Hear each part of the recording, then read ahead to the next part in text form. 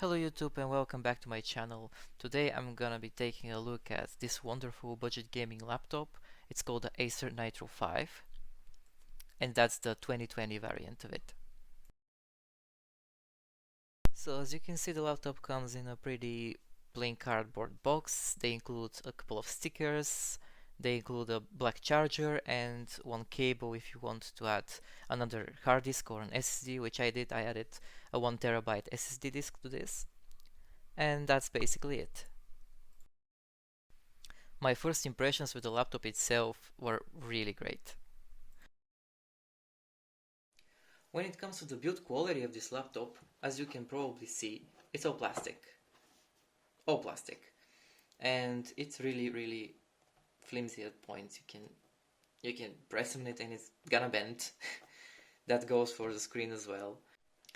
That's good because the laptop is more lightweight because of that, but it's also a worse build quality, of course. So if you think that you're better off with something aluminium, something metal, then you should definitely go for something else. But personally, I don't really care about the build quality of the whole thing.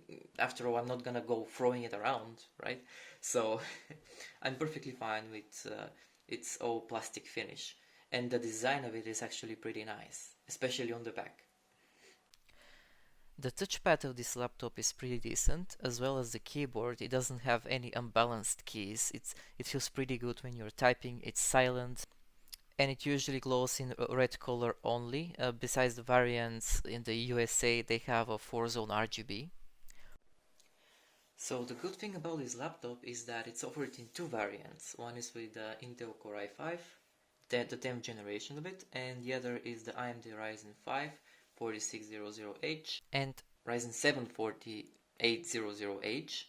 So I picked the one with the Ryzen 5 simply because it has more cores than the i5, and it also has lower temperatures overall, and more cores equals more performance out of some programs and games and whatnot.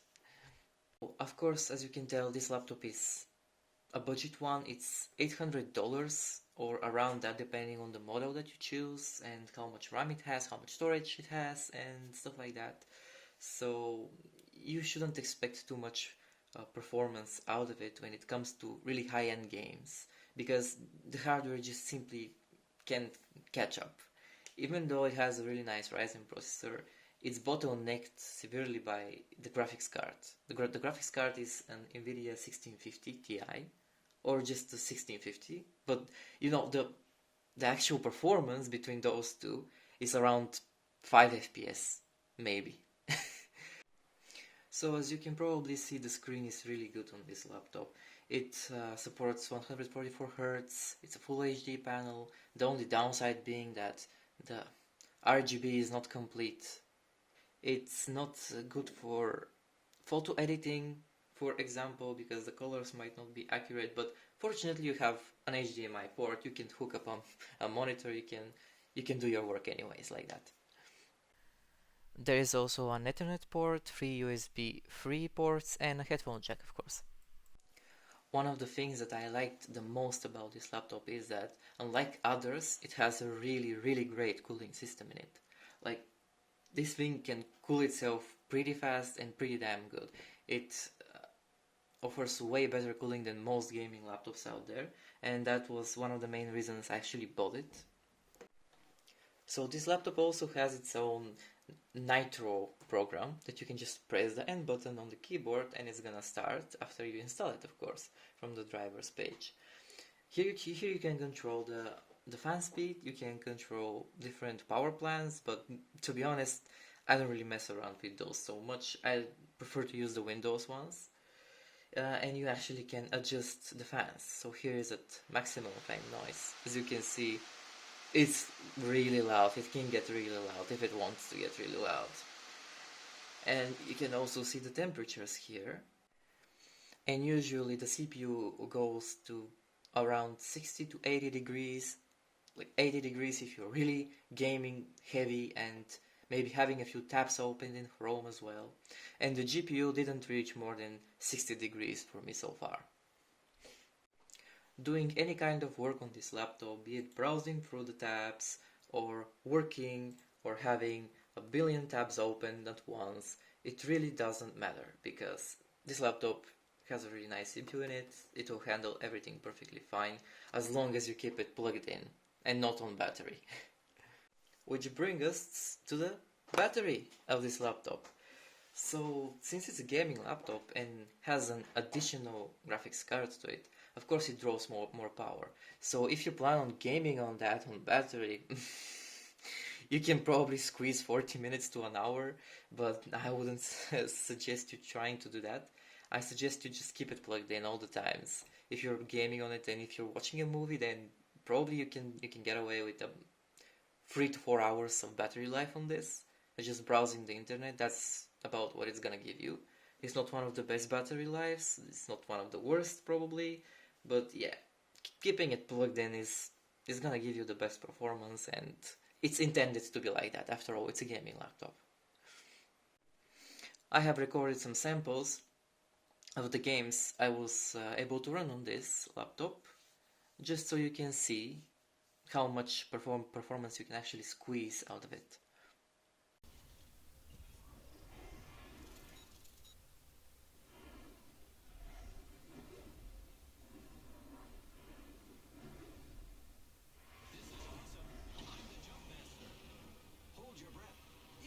Respiratory system. Under fire. Fox 3, sending the payload.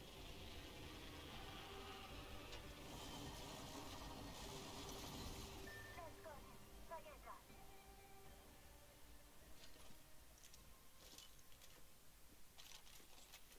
Got some extra supplies. Making contact with enemy. Might be something good this way. 1 minute. The ring is. Got my pendant. Bravo.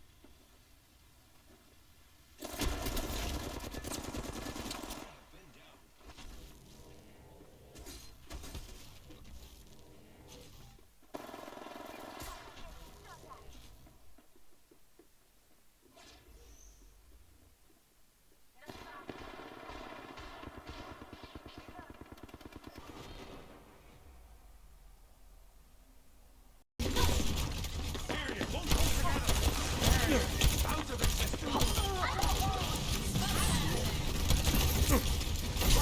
Got you good as new.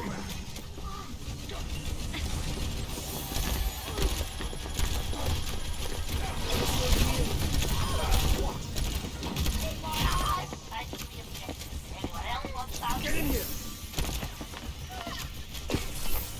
Get inside! Allow me to repair the damage. Hello.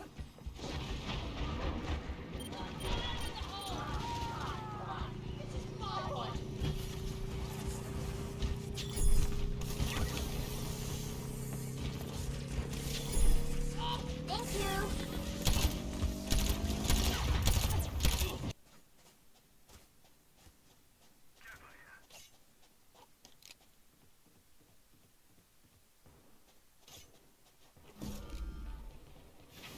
Get out of my way!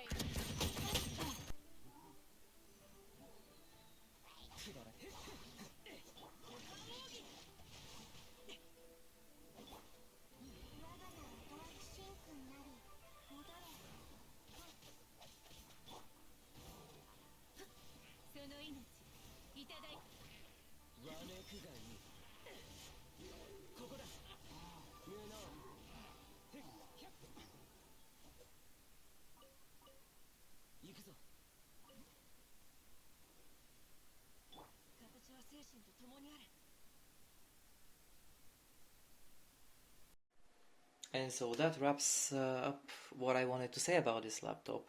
It's an amazing value. You should definitely go and take it, especially if you are on a budget. This would probably be one of the best solutions for you at the moment. Of course, the 2021 version of this laptop already came out, but it's a bit more expensive, of course, and it doesn't offer so much better hardware in it than what you see here. So I would really advise you to go for this one. If you have made it this far into the video, then I want to thank you, really. I want to thank you so much for sticking with me, and if you like the video, you can press the like button, you can comment down below how I can improve on making those videos, because there are plenty of ways, I'm pretty sure. I appreciate all of your feedback. That's all from me, and talk to you in the next one.